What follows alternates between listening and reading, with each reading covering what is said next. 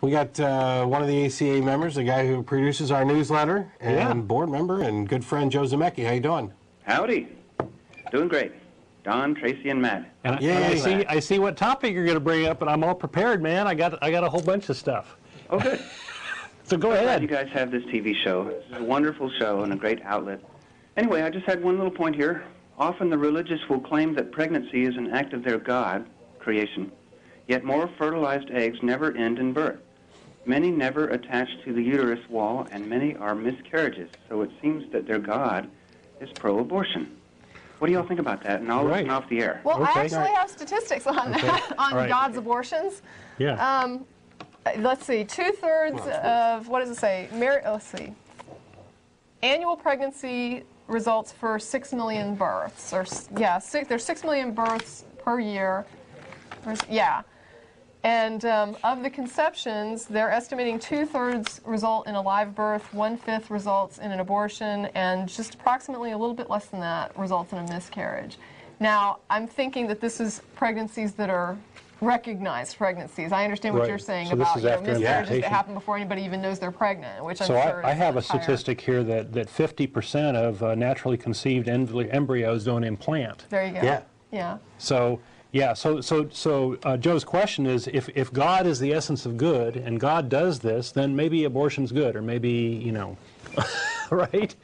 So that's good old theology. To me, it's another one of those issues where they're potentially drawing a line in the wrong place. And if they want to say that life begins at conception, then you have this situation where 50% of eggs in which conception occurs never attach in uterus and are just evacuated. Right. And all of that takes place from the religion standpoint within the purview of their God's orders. It was his idea to have this system. It was his idea for this egg and sperm to meet, and it was his idea for nothing to come of it, for it just to end up going to waste completely.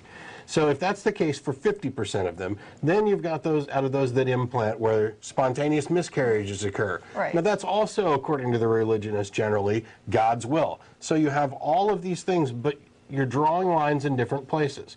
Because if it's okay for God to fertilize an egg and throw it away, and it's okay for God to fertilize an egg attached to the uterine wall and then also throw that one away, then you have to have some later point at which God has now ordained this fetus as a future person. And that should become the moment at which life begins according to the religionists, and yet they don't draw the line. Well, they used to have the idea of the quickening, which is when the mother feels the baby in her uterus. That's when life started. There used to be that definition, right? So if you're changing definitions, it basically means you have no clue. Yeah. Right? Either they don't know before, they don't know after, they don't know at all. Is the quickening like morning sickness? No. I think it's the movement of the fetus. It's later than that. So I have a whole bunch of theological things. Let me throw them out real quick, just because we're running a little short on time. Let's see, aborted fetuses. Let's see, all babies as they come out of the womb are atheists. They don't believe in God. So you've got these little heathens coming out, right? So if a baby's aborted, does it go to heaven, does it go to hell, or does it go to limbo? Well, if it goes to heaven, then abortion's a good thing. You got a free ticket to heaven. You should be like Andrea Yates, kill your kid before it has any chance to have any sin or whatever, right? And that means there are atheists in heaven. That's right. Of course, once they get there, I doubt that. Lots of unimplanted embryos in heaven, right?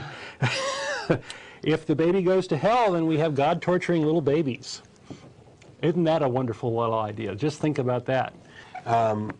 But you've got this position where the Bible doesn't actually say anything about abortion. So you have people with these exegetic interpretations saying, Jeremiah 1:5 says, I knew you before you were born, and therefore it happens at conception. No, actually, if you read Jeremiah 1:5 and think about it for a second, this is God talking to Jeremiah supposedly, and he's saying, I knew you before you were conceived. So he's talking about this soul, right? Concept of a soul which existed prior to conception, and says nothing about when the soul enters the body or when life begins according to it. And granted, of course, I reject it all as nonsense anyway, but the point is that the Bible that Christians believe in doesn't say what they think it says. And they use these other bits of the baby jumping in the womb when the mother hears joyous news, but what baby doesn't jump around in the womb? Yeah. If he didn't, I'd be worried. It'd Right, be time to, right. to see the doctor there. And there's nothing in there, and yet they have, this becomes such a core central issue that they are dead set, absolutely certain that this is an edict from God, that this cannot happen, to the point where all other issues become secondary. Everything is less important than this. Even gay rights is less important than this. This is the core thing for so many people when it comes to voting and making decisions about, political affiliation, etc. Within general Christendom, you're not going to hell just because you had an abortion. If you are a born-again, believing Christian, whatever, that's not an unforgivable sin at all. You could, if you consider Catholics, where you go in and you do your according to the Bible, confessions, it's just a little fine, right? it's just another sin, and yet it becomes this divisive issue. Yeah.